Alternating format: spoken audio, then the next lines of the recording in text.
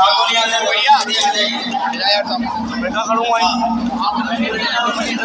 हूँ चलो भैया, धर्म सिंह जी चलो, सत्यनारायण शर्मा जी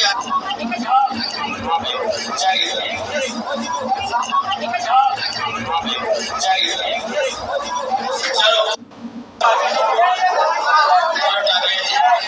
चलो भैया, अब आगे लोग क्या मंगल हो गया।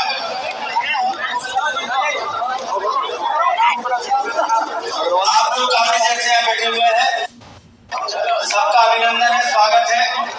आज खातेगांव नगर में इस बुद्धिजीवी सम्मेलन के माध्यम से क्षेत्र के प्रसिद्ध चिकित्सक, शिक्षक, अधिवक्ता, व्यापारी, कथावाचक, विद्वजन, बेचारी परिवार से गायत्री परिवार, महर्षि पतंजलि योग संस्थान, ब्रह्म कुमारी मिशन, भैया स्वाध्याय परिवार, गोल्ड वाले उसमें हमारी लाडली बहनें, हमारे विभिन्न शासकीय विभागों से सेवानिवृत्त फॉर्म कर दूं और देखो एक मिनट अधिकारी कर्मचारीगण, ये वाला ठीक है, देखो एक बार और नगर के श्रेष्ठ लाइट वाला है या फिर हल्का येलो? यहाँ पर आमंत्रित किया गया है। मुकेश जी धीरे धीरे रुक जाइए, हो गया येलो ये नॉर्मल अब हो गया, रुक जाइए। चलिए सब लोग बैठ जाइए भैया, आप सबसे आग्रह बैठ जाइए। एक बार देखो, आगे के कार्यक्रमों में विलम्ब हो रहा है, सब लोग बैठ जाइए। आएगा यदि आप सबकी आज्ञा हो तो मैं इस कार्यक्रम को शुरू करता हूँ। एक बार मेरे साथ सब जोर से बोलेंगे, भारत माता की, भारत माता की। ठीक है, ठीक है। शरीर पर जिस तरह बुद्धि का नियंत्रण होता है, उसी तरह समाज की भी परिभाषाएं तय करने का अधिकार और दायित्व समाज के बुद्धिजीवी वर्ग को होता है। और ये बुद्धिजीवी वर्ग किसी भी विषय पर, किसी भी समस्या पर समाज की नीति को तय करता है। और इसलिए जब विचारों में एकरूपता आती है, तब एक अच्छे समाज और अच्छे राष्ट्र का निर्माण होता है।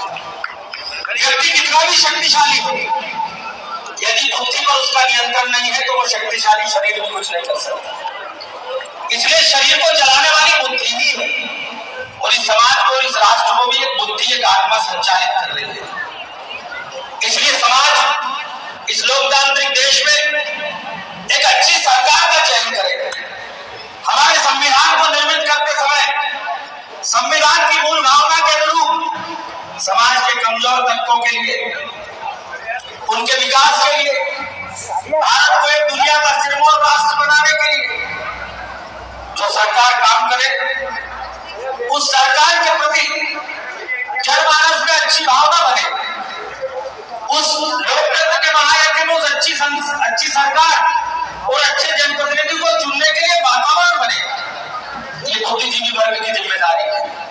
एक पत्रकार जब किसी समस्या को उठाता है, अपनी कलम से उसे अपने अखबार में, अपने चैनल पर दिखाता है, तो लोगों का ध्यान आकर्षित करता है।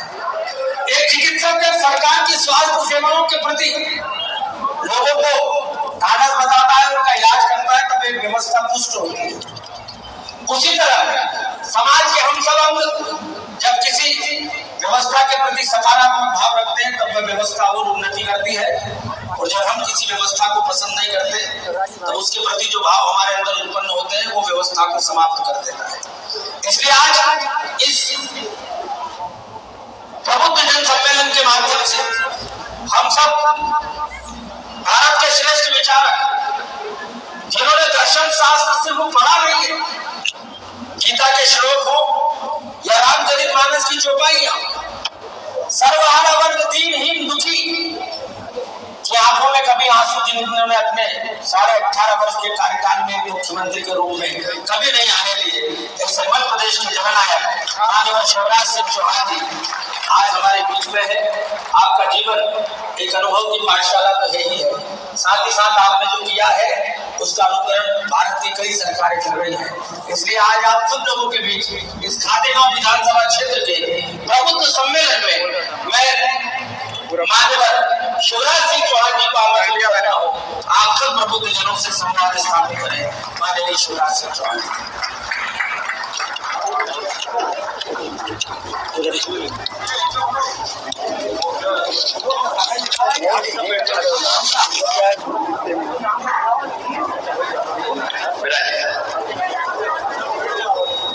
बोलिए भारत माता की, नर्मदा मैया की, खातेगांव और आसपास की जनता की, मेरी सभी प्यारी बहनों की, भाइयों की, भांजे भांजियों की, आपकी जय में हमारी जय।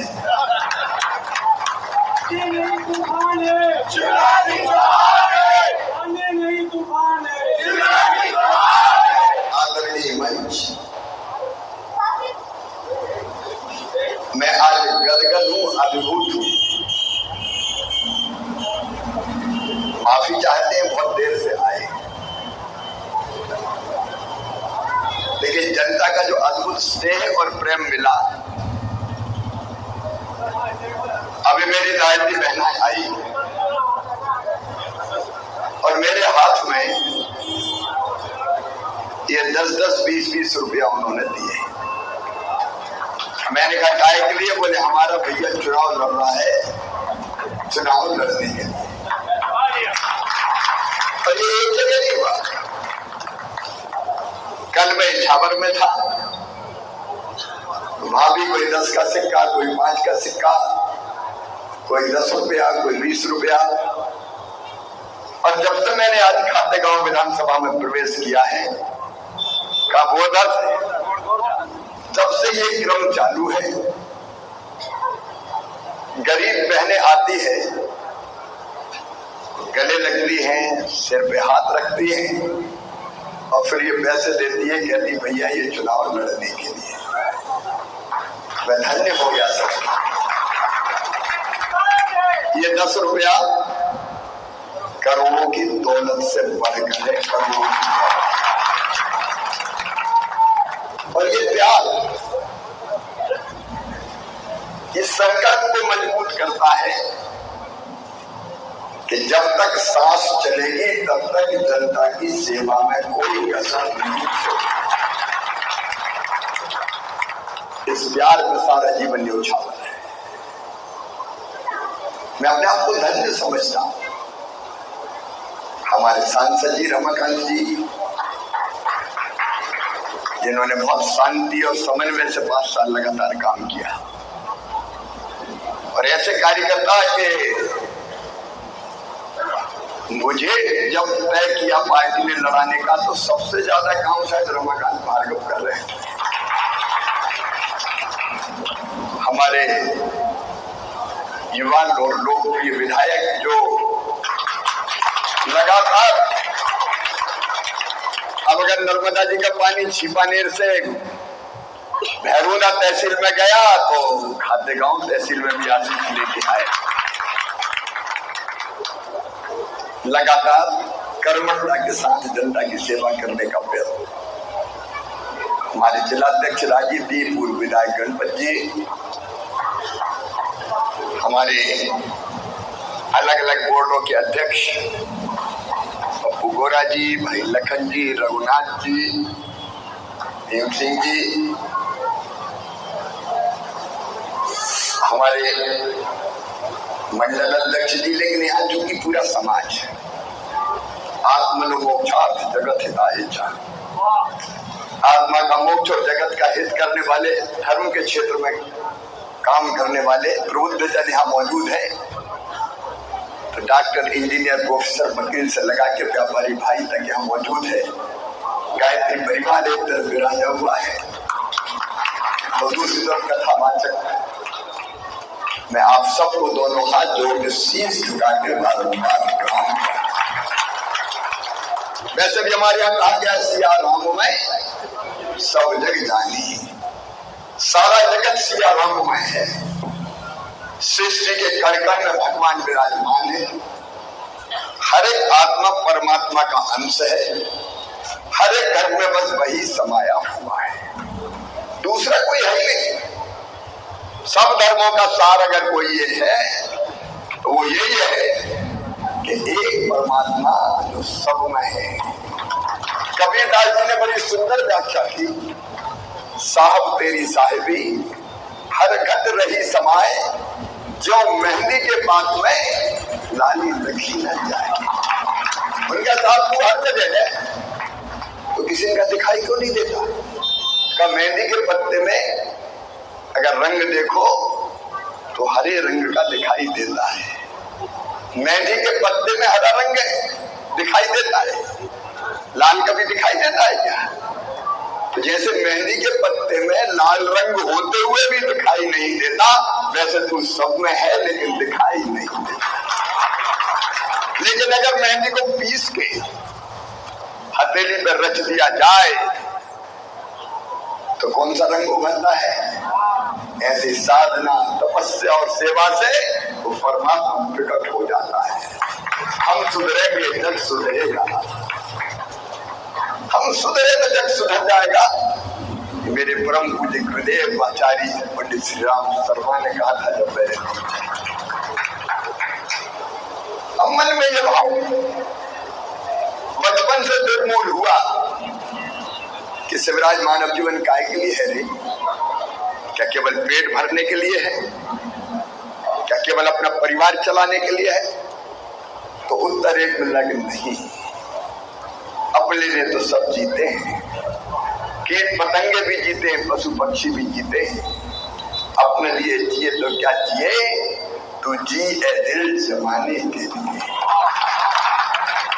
और सब धर्मों का सार भी है, जिसको तुलसीदास जी ने 2 पंक्तियों में कहा, परहित सरस धर्म नहीं भाई और पर पीड़ा सब नहीं अटमाई।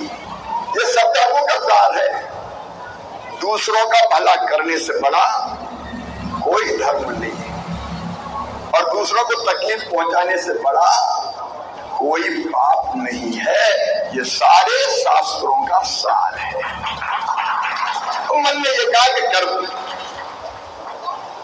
सेवा का काम कर। अब बरसों से करते चले आ रहे हैं। एक प्रसंग आज याद आ रहा है। कोई आज योजनाएं, उपलब्धियां, मैंने ये कर दिया, तो कर दिया, आज नहीं कहूंगा।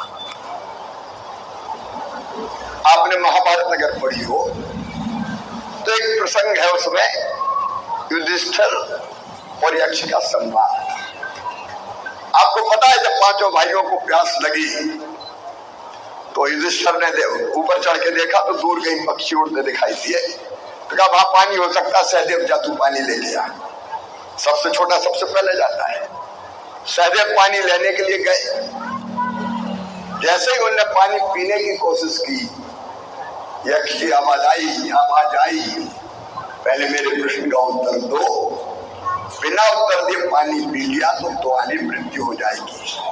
प्यास लगी थी, माने नहीं पी लिया तो मृत्यु हो गई। दूसरे भाई आए, तीसरे भाई आए, चौथे भाई आए, एक के बाद एक मृत्यु को प्राप्त होते रहे। बाद में युधिष्ठिर आए और जैसे पानी पीने को हुए, भाई तो मृत्यु, लेकिन प्यास लगी थी तो फिर वही आवाज आई। कई प्रश्न यक्ष ने पूछे, लेकिन एक प्रश्न जो था वो ये था कि ये बताओ युधिष्ठिर, दुनिया में सबसे बड़ा आश्चर्य क्या है? युधिष्ठिर ने कहा, मनुष्य पैदा होता है, बच्चा होता है, खेलता कूदता है, बड़ा होता है, पढ़ाई करता है और बड़ा होता है, शादी होती है, फिर उसके बच्चे होते हैं, फिर बच्चों की शादी करता है, फिर बूढ़ा होता है और फिर मर जाता है। हर एक ये जानता है कि मृत्यु मेरी निश्चित है। और आश्चर्य की बात यह है कि व्यवहार ऐसा करता है जैसे हमेशा इस दुनिया में रहना हो। ये सबसे बड़ा आश्चर्य है। मुझे हमेशा ये भान रहता है, कितने दिन के लिए है शिवराज? 64-65 साल के हो गए, 10 और जिएगा, 15 और जिएगा, 20 और जिएगा, कितना जिएगा? तो हमेशा एक ही दिमाग में धुन रहती है, और कर, अच्छा कर, सबके लिए कर, मानव जीवन सफल और सार्थक कर रहे। और इसलिए हम काम करते हैं। मुझसे अगर पूछे तुम क्यों काम करते, तो 2 चीज। एक, अपने देश की सेवा मुझे करनी, और सेवा भी किस लिए, ये भी आप साफ सुन रहे हैं। ये देश है भारत, हमारा दर्शन ये भारत है जो भौतिकता की अग्नि में दग्ध विश्व मानवता को शाश्वत शांति के पद का दिग्दर्शन कराएगा। विश्व गुरु बन के सारे विश्व को राह दिखाएगा। और ये आज नहीं कहा हमने, हजारों साल पहले धरती ने कहा एक हम सद विग्रह बनती। शब्द एक है, विद्वान उसको अलग अलग तरीकों से कहते हैं। संयुक्त राष्ट्र संघ के बाद, द्वितीय विश्व युद्ध के बाद संयुक्त राष्ट्र संघ बना, लेकिन भारत ने तो हजारों साल पहले मेरे ऋषियों ने, हमारे ऋषियों ने कहा अयम निजम परा वेत्ति गणनाम उदार चरिता नाम तो वसुधैव कुटुंबकम। ये मेरा, ये तेरा, ये सोच छोटे दिन वालों का होता है। जो विशाल हृदय के होते हैं वो कहते हैं सारी दुनिया ही एक परिवार है। हम हैं जो कहते हैं धर्म की जय हो, अधर्म का नाश हो, तो प्राणियों में सद्भावना हो। केवल भारत का नहीं, किसका कल्याण हो? विश्व का कल्याण। सर्वे भवन्तु सुखिनः, सर्वे सन्तु निरामया, सर्वे भद्राणि पश्यन्तु मां कश्चित् दुःखभाग्। मेरी बेटी इस मंत्र को पढ़ रही है, जन्ने ये धरती बेटी सब सुखी हो, सब मेरे हो, सबका मंगल हो, सबका कल्याण। अब जीवन में काम करना चाहिए, करना है एक देश की सेवा और दूसरे जनता की सेवा, और उसके लिए प्लेटफॉर्म चाहिए। तो मेरे लिए प्लेटफॉर्म है भारतीय जनता पार्टी। ये सर्वश्रेष्ठ दल है जिसके माध्यम से हम अपने प्रदेश की और अपनी जनता की सेवा करते हैं। और पार्टी ने जब जो जवाबदारी दी, पार्टी का बुद्धि से विधायक बन तो विधायक बन गए, पाँव घूमे, नाव भी चली। पार्टी का सांसद बन जा तो एक बार नहीं, 5-5 बार पहले सांसद बनाया। खातेगांव उस समय नहीं था, खातेगांव उस समय से भोपाल में आता था, तो 5 बार सांसद। फिर मैं घर सो रहा था, मैं सांसद था, वो किस्सा सुना देता हूँ। आते देर तो नहीं हो रही, सुना दूंगा। मेरी धर्मपत्नी भी यहाँ बैठी है, मैं सही घटना आपको बता रहा हूँ। मैं कभी दोपहर में सोता नहीं हूँ। उस दिन मुझे आलस आ गया तो मैं दोपहर में दिल्ली में था, मैं लेट गया। थोड़ी देर के बाद मेरी धर्मपत्नी ने मुझे जगाया, कार्तिक के पापा, कार्तिक के पापा। आज भी नाम नहीं लेते अपने। क्या हो गया? अरे बोले टीवी में पट्टी चल रही है, पार्लियामेंट्री बोर्ड ने आपको मुख्यमंत्री बनाने का फैसला किया है। मैंने कहा सोने तो तुमने कुछ गलत देख लिया होगा। नहीं बोले। इतने में मेरे घर की घंटी बजी। मैं 7 पंडित पंत मार्ग पर रहता था। हमने दरवाजा खोला तो सामने भूपेंद्र सिंह हुड्डा खड़े थे। भूपेंद्र सिंह हुड्डा पहले मेरे साथ सांसद थे, बाद में हरियाणा के मुख्यमंत्री बने। तो मैं और वो बगल बगल में रहते थे। मैं 7 नंबर में, वो 9 नंबर में, बगल बगल में घर थे हमारे। तो हुड्डा जी और उनके पत्नी सबसे पहले आई और उनके हाथ में बुके था। हम पड़ोसी थे, मित्र थे। कांग्रेस भाजपा अलग बात थी, और वो मुख्यमंत्री बन गए थे हरियाणा के। उधर वो बन गए थे, लेकिन मकान उन्होंने छोड़ा नहीं था। सबसे पहले उनने बुके दिया, सर बधाई हो, आप मुख्यमंत्री बन गए। ऐसे में मुख्यमंत्री बन गया। अब मुख्यमंत्री बना तो मुख्यमंत्री बन के जनता की सेवा मैंने अंतरात्मा से की। आज योजनाएं बताऊंगा तो घंटों लग जाएगा। 24 घंटे में से मैंने 22 घंटे मेहनत की। 18 तो रोज की ही। एक ही धुन दीवानापन, और अच्छा कर, और अच्छा कर रे। और जो तकलीफें मैंने जनता की जिंदगी में देखी थी। अब देखो मेरी बहनें बैठी है। मैं क्या देखता था बचपन में? मैं देखता था घर में मेरी बहन भी दुआ करती है, बेटे ही पैदा हो, बेटे ही पैदा हो, बेटे ही पैदा हो, बेटी पैदा नहीं हो जाए। आमतौर पर मैं सबकी बात नहीं करता, आपको बात हो सकता है, लेकिन स्वाभाविक ये क्या होती थी? बेटा पैदा, बेटी है वो तो बोझ है, बेटा तो बुढ़ापे की लाठी का सहारा है।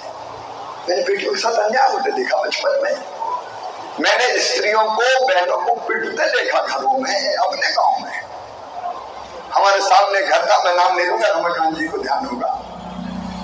हाँ, जब भी पति पत्नी की लड़ाई होती वो खोटा रहता था, उठाते पत्नी को पीटते, वो दौड़ के हमारे घर में घुसती, बचाओ बचाओ। और आधा घंटे बाद ही चाहे खून भी निकल रहा तो पट्टी बांध के रोटी बना दी, कौन की उन्होंने भूख लगी होगी। अब मैं जब ये दुर्दशा देखता था स्त्री जाति की तो मन में तकलीफ होती थी कि भगवान ये दिन कब बदलेंगे। और इसलिए मुख्यमंत्री बना तो मैंने लाडली लक्ष्मी बना दी कि मध्य प्रदेश की धरा पे बेटी लखपति ही पैदा हो, बोझ नहीं रहे, वरदान बना देंगे। मैं हर मैं योजना नहीं बताऊंगा। और लाडली बहना किस दर्द में से निकली मेरे? लाडली बहना निकली गरीब बहनों की मजबूरी देख के, क्योंकि मुझे लगता है कि भैया इस धरती के संसाधनों पर स्त्री जाति का भी तो कुछ हक है। क्या उसको मुस्कुराने का हक नहीं है? क्या उसको जीने का अधिकार नहीं है? क्या औरतें केवल रोने के लिए पैदा हुई है, आंसू बहाने के लिए पैदा हुई है? और मुझे लगा कि जब तक आर्थिक सशक्तिकरण नहीं होगा बहनें पूरे सम्मान के साथ जी नहीं सकेंगी। और इसलिए मन में आए हर एक का बैंक अकाउंट हो और उसमें हर महीना तनख्वाह की तरफ पैसे आए, ताकि बहन भी सीना तान ले मेरा। इसलिए लाडली बहन किसान भाइयों में वो दर्द देखता था। 18% ब्याज, मैंने कहा कि 0% जितना ले जाओ उतना ही लौटा दो। एक नहीं, किसानों के दर्द देख कर बनाई। वाले में फसलें खराब होती थी, उनके मुंह में जीरा बीज जैसी राशि नहीं मिलती थी। एक जमाना था, आपको ध्यान होगा, हमने उसको असीमित बढ़ाई। पहले पाला नहीं आता था, प्राकृतिक आपदा में मैं विस्तार में नहीं जाऊंगा, समय ज्यादा हो जाएगा, लेकिन किसान की जिंदगी कैसे बदले, गरीब की जिंदगी। और मेरे भाग्यवान जी ये बिटिया बैठी है मेरी, ये पढ़ सके ढंग से, इसलिए मेडिकल इंजीनियरिंग की पढ़ाई के लिए पैसा भी मैं सरकार के खजाने से भरवाऊंगा, चाहे किसी जाति और समाज की हो। एक नहीं, एक श्रृंखला। और विकास के काम आप देखो, लंबी बात नहीं करेंगे।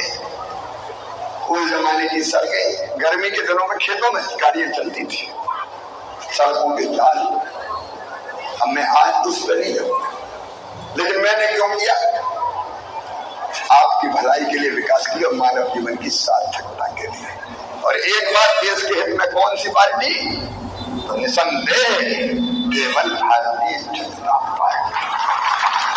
कितनी दुर्दशा थी 2014 से पहले, आप देखिए देश की ईमान नहीं थी, सम्मान नहीं, क्या हालत थी देश की। घोटालों का देश कहा जाता था, पिंडी से देश डराते थे। भारतीय जनता पार्टी, अटल जी, अडवाणी जी, नए भारत के उदय का सूत्रपात किया। कहा ले गए अटल जी हिंदुस्तान को। और उसके बाद सौभाग्य से आई नरेंद्र मोदी जी, अमित शाह जी, जो बीजेपी नड्डा अध्यक्ष, आज कहा देश पहुंच गया। दुनिया में चारों तरफ भारत की जय जय हो रही है। धारा 370 हट गई। अयोध्या में दिव्य भव्य मंदिर में भगवान राम लला बैठेंगे। लोग कहते थे वैसे ही कह रहे हो, ये होगा थोड़ी। लेकिन आपने देखा धूमधाम से 22 जनवरी को दिव्य और भव्य मंदिर में राम लला विराजमान हो गए।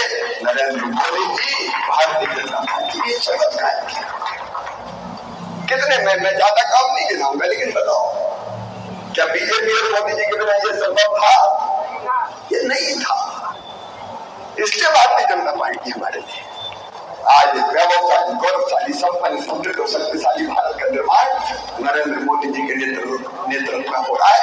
और संकल्प है विकसित भारत का संकल्प। तो संकल्प को पूरा करने के लिए हम लोग काम कर रहे हैं। मैं अपने जीवन को धन्य मानता हूँ कि मैं भारतीय जनता पार्टी का कार्य करता हूँ, इसलिए मैं बीजेपी में हूँ। इसलिए थोड़ी कि कोई पार्टी में जाना तो बीजेपी में चलेगा। और सच में मुझे दुख होता है, क्या तो प्रसन्नता नहीं है। कांग्रेस दुर्दशा को प्राप्त हो रही है। अब बताओ, धारा 370 का विरोध करने का क्या क्या सवाल था? क्यों विरोध किया कांग्रेस ने? कश्मीर हमारा अभिन्न था। नेहरू जी ने उस समय युद्ध विराम नहीं किया होता तो पाक ऑक्युपाइड कश्मीर हमारे कब्जे में होता। नेहरू जी ने ऐतिहासिक भूल करी। कश्मीर का एक हिस्सा पाकिस्तान में रहता। और अगर मोदी जी अमित शाह धारा 370 समाप्त कर देते, ये विरोध करते। एक नहीं, अनेकों ऐसे काम जो और कोई नहीं कर सकता। नरेंद्र मोदी जी के नेतृत्व में हो रहे हैं। और इसलिए मैं ज्यादा समय नहीं लूंगा। हम भारतीय जनता पार्टी के कार्यकर्ता हैं। मुझे मुख्यमंत्री का, मैं मुख्यमंत्री बना फिर कहा कि अब दूसरा काम करना है, अब तू सांसद बन। सांसद के लिए जब आप एक बड़े मिशन में काम करते हैं, बड़े उद्देश्य के लिए काम करते हैं, तो आप नहीं कर सकते आप क्या बनोगे। वो मिशन तय करता है कि आप कौन सा काम करोगे। भारतीय जनता पार्टी ने कहा कि अब तू सांसद बन। मैं सांसद का चुनाव लड़ रहा हूं और नर्मदा मैया ने बुलाया, इसलिए खाते गांव वालों में आपकी सेवा के लिए, मैं आपकी सेवा के लिए आया हूं। और 5 साल इस टीम के साथ मिलकर हमारे विधायक ऊर्जा ने ये पूरी टीम बैठी और बुद्धि जी भी होंगे साथ आपके साथ मिलकर। मैं तो मामा और भैया हूँ, कोई नेता थोड़ी हूँ। हालत खराब हो गई मेरी, आते आते कितनों ने गले लगाया, कहीं ने कहा जोर से मामा हड्डियां कटवा दी मेरी, जोड़ा बदलाओ। हाथ तो करेंगे ही, लेकिन समाज को दिशा देके हम पर्यावरण के लिए काम, बेटी बचाने के लिए काम, महिलाओं का सम्मान बढ़ाने के लिए काम, स्वच्छता के लिए काम, शिक्षा के उच्च स्तर के लिए काम, स्वास्थ्य के लिए काम, कई अरबों काम करेंगे। मन लगा के, मुझे लगता है 5 साल भगवान ने इसलिए मेरे लिए रखे, जी जान लगा के आपकी सेवा।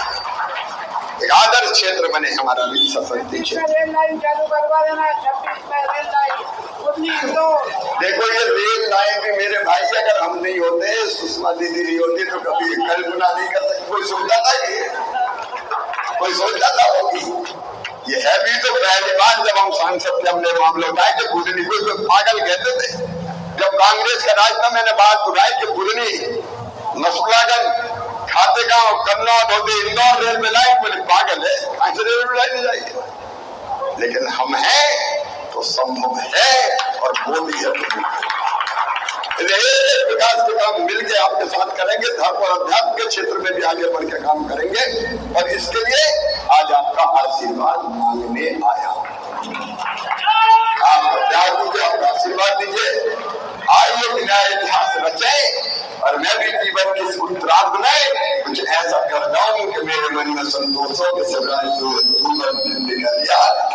खाते गांव की जनता को प्रणाम करने आया हूँ। और कई कार्यक्रम नहीं थे, प्रबुद्धजनों का कार्यक्रम था। रास्ते में गांव में लोग मिलते गए, गले लगते गए, फोटो खिंचवाते रहे, पकड़ के घर में ले गए, क्या चल तू। अब ऐसा भी तो नेता होना चाहिए जिसको पकड़ के ले जाए घर चलो। तो इसलिए देर हो गई, मैं माफी चाहता हूँ। सभी संगठन जो यहाँ उपस्थित है, मैं एक बार कहता हूँ, विकास के लिए, जन कल्याण के लिए, आदर्श क्षेत्र के निर्माण के लिए पूर्व पार्टियों के बंधन और आ जाओ हमारे साथ मिलकर नया इतिहास, प्रगति और विकास। अरे क्या के लिए पार्टी होती है, और कांग्रेस को देखे क्या करोगे वोट, कोई हिसाब में होना है क्या। तो सब एक तरफ हो जाओ। हम समरस गाँव और गाँव की बैठक करें और तय करें कि सरपंच जी के झगड़े अलग, इस बार हम सब मामा के साथ, हम सब भैया के साथ, हम सब मोदी जी के साथ एक नया इतिहास रचा जाए इस क्षेत्र में। और सिर्फ मोदी जी भी बीजेपी कार्यकर्ता नहीं, वो भी गांव जाके ये सहमति बनाए कि देश के लिए, प्रदेश के लिए, अपने क्षेत्र के लिए चलो भाजपा के साथ, मोदी के साथ, मामा के साथ। मुझे पूरा विश्वास है आपका प्यार और आशीर्वाद मिलेगा। चुनाव मैं नहीं लड़ूंगा, चुनाव आप लड़े, क्योंकि आप ही से विराज है, मैं ही आप हूँ और आप ही मैं हूँ। एक ही चेतना हम सब में है, एक ही चेतना हम सब में है। उसे मिलकर साथ काम करें, समाज के निर्माण के लिए, देश के उत्थान के लिए, विकसित भारत के निर्माण के लिए, जनता के कल्याण के लिए। यही प्रार्थना आपसे करने आया हूँ। बहुत बहुत धन्यवाद। एक बार मेरे साथ बोलिए, भारत माता की, भारत माता की, नर्मदा मैया की, हर हर नर्मदे। बहुत बहुत धन्यवाद माननीय शिवराज सिंह चौहान जी। आज यहाँ पर प्रबुद्धजन जिन्हें आपका मार्गदर्शन मिला और जिन्होंने आज ये भावना यहाँ आकर व्यक्त की है, जिस तरह आपने निर्विवाद